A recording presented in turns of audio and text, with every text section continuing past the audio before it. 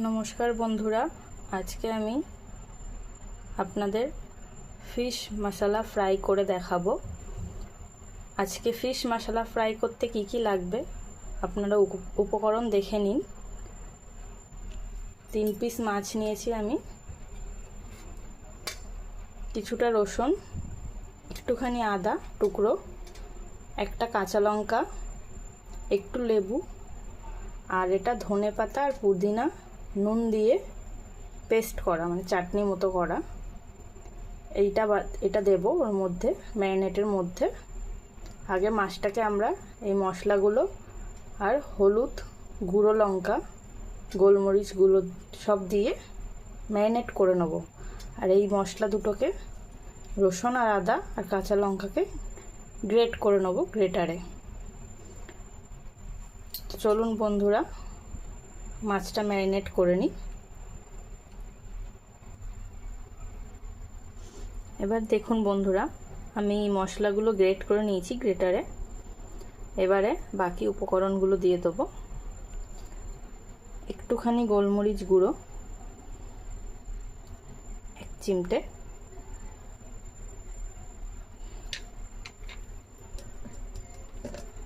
সামান্য পরিমাণে হলুদ,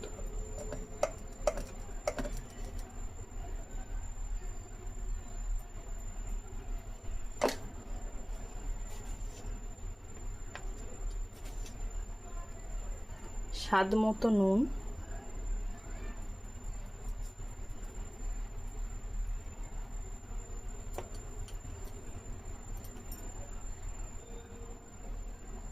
অল্প লাল লঙ্কার গুঁড়ো। আপনারা চাইলে ঝাল না খেলে কাশ্মীরি লঙ্কার গুঁড়োও দিতে পারেন।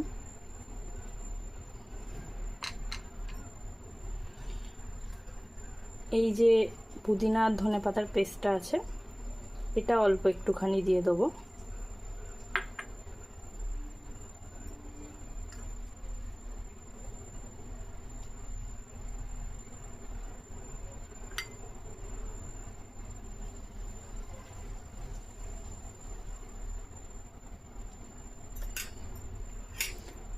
অল্প একটু লেবু দেব।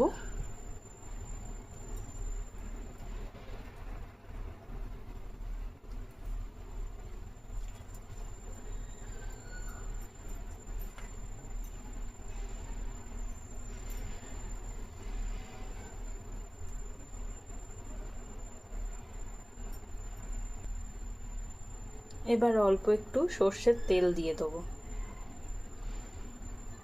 1 চামচ মতো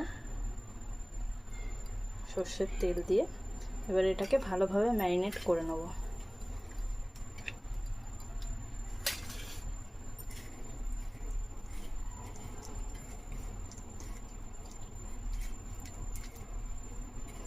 আমি এখানে রুই মাছের বানাচ্ছি, আপনারা চাইলে কাতলা মাছেরও বানাতে পারেন।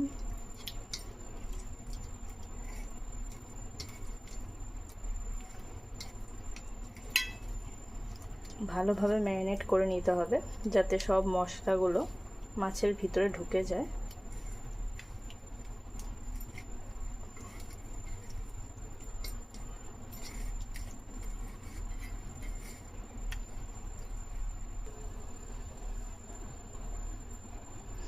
মাছটা আমি ভালোভাবে ম্যারিনেট করে নিয়েছি। এবারে এটাকে আধা ঘন্টা নর্মাল টেম্পারেচারে রাখতে হবে, তারপরে এটাকে আমরা ফ্রাই করব। তো চলুন আধা ঘন্টা পরে এটাকে ফ্রাই করা যাক। তো বন্ধুরা, আমার ম্যারিনেট করা মাছগুলো 30 মিনিট হয়ে গেছে। এবারে আমি এগুলো এক এক করে এই ময়দার মধ্যে কোটিং করে তারপরে ভাজবো। তার আগে ময়দার মধ্যে একটুখানি অল্প পরিমাণে বেকিং পাউডার আর একটু নুন দিতে হবে। এই যে বেকিং পাউডার অল্প একটুখানি দিয়ে দিলাম, আর অল্প একটুখানি নুন, সামান্য একটু নুন দিয়ে এটা আমি মিক্স করে নেব।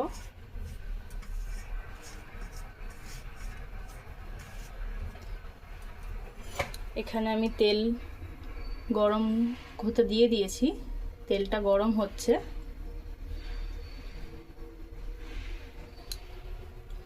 এবার আমি এক এক করে মাছগুলো ভেজে নেব। মাছগুলো এর মধ্যে দিয়ে এইভাবে কোটিং করে নিতে হবে।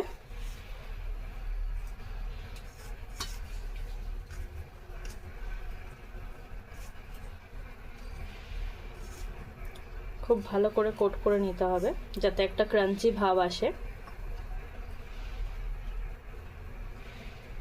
এইভাবে একটু ঝেড়ে নিলাম যাতে এক্সট্রা ময়দাগুলো পড়ে যায়। এবারে আমি এটা তেলে ছেড়ে দেবো।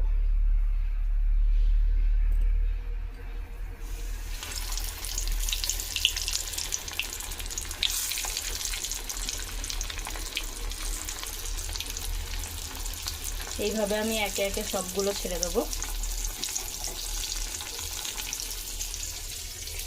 এখন লো ফ্লেমে করে দিলাম গ্যাসটাকে, যাতে এগুলো ছাড়তে ছাড়তে ওটা পুড়ে না যায়। এটা মিডিয়াম ফ্লেমে করতে হবে, না তো ভিতরটা কাঁচা থেকে যাবে আর বাইরেটা হয়ে যাবে।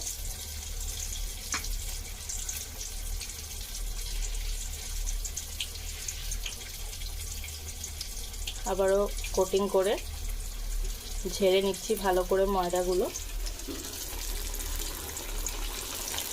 ছেড়ে দিলাম আর একটা।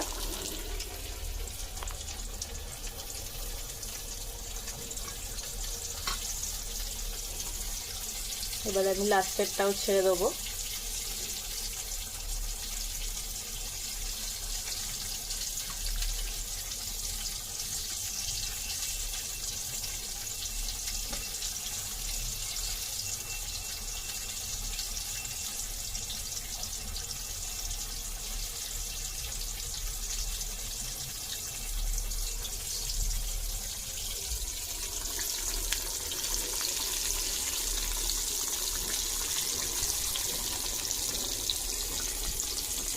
মাছটা তেলে ছাড়ার সাথে সাথে খুব সুন্দর একটা গন্ধ বেরিয়েছে।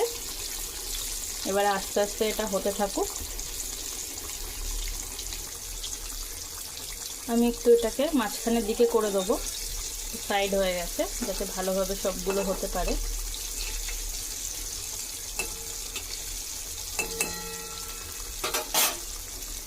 একটু মিডিয়াম আঁচে করে দিলাম, লো ফ্লেমে ছিল।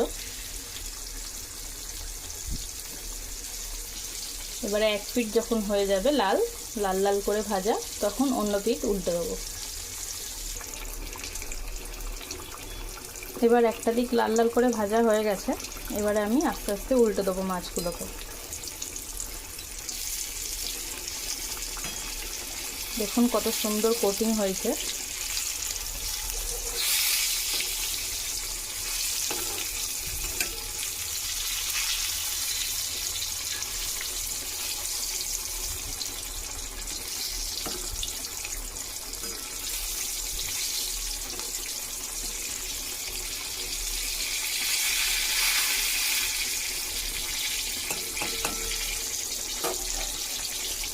এবারে এই পিঠটাও আমি ওরকমই লাল লাল করে ভেজে নেব।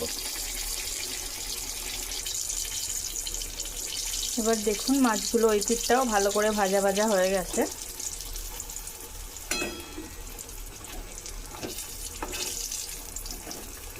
আর একবার আলতো করে উল্টে দিচ্ছি, যাতে দুটো পিঠ সমান ভালো করে ভাজা ভাজা হয়ে যায়।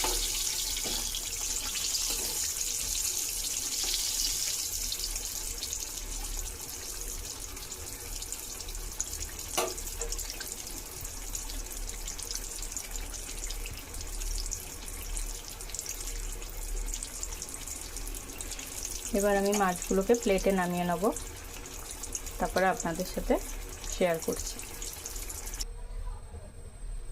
দেখুন বন্ধুরা, আমি প্লেটে নামিয়ে নিয়েছি মাছগুলো আর ডেকোরেশনও করে নিয়েছি। এইভাবে আপনারাও বাড়িতে বানিয়ে খেতে পারেন। রুই মাছের ফিশ ফ্রাই, মশালা ফিশ ফ্রাই। এখানে আমি স্যালাড আর চাটনি করে নিয়েছিলাম, যেটা সকালে ম্যারিনেটের সময় ধনে পাতা আর পুদিনা পাতা আর নুন কাঁচা লঙ্কার চাটনি, সেটা আমি এখানে সার্ভ করেছি। আর স্যালাড কেটে নিয়েছি কিছু। এইভাবে আপনারাও করতে পারেন বাড়িতে। অবশ্যই করে জানাবেন কেমন লাগলো, কমেন্ট করবেন।